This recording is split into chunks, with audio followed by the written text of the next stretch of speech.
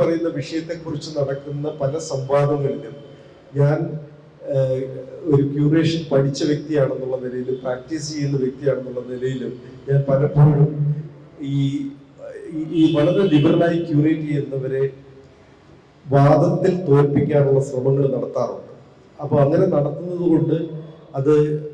ഞാൻ പഠിച്ച അല്ലെങ്കിൽ ഞാൻ പ്രാക്ടീസ് ചെയ്യുന്ന ഡിസിപ്ലിനെ പ്രൊട്ടക്ട് ചെയ്യുന്നു, അതിൻ്റെ ഒരു സാധ്യതകളെ വിപുലപ്പെടുത്തുന്നു എന്നുള്ളൊരു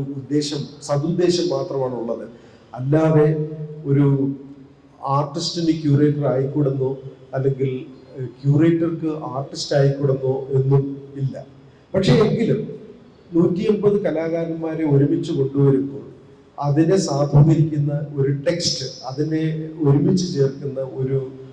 ഒരു വാദം ഇല്ലാതിരിക്കുക എന്ന് പറയുന്നത് ഒരു ക്യൂറേറ്റോറിയൽ ഫാലസി അല്ലെങ്കിൽ ആബ്സെൻസ് ഓഫ് എ ക്യൂറേറ്റർ, ഒരു ക്യൂറേറ്ററുടെ അഭാവം അല്ലെങ്കിൽ അദ്ദേഹത്തിന്റെ അദൃശ്യത എന്ന് പറയുന്നത് പലപ്പോഴും എത്ര ഗുണമുള്ള കലയാണെങ്കിലും അതിന്റെ അവതരണത്തെ മൊത്തത്തിൽ ബാധിക്കും എന്ന് പറയേണ്ടി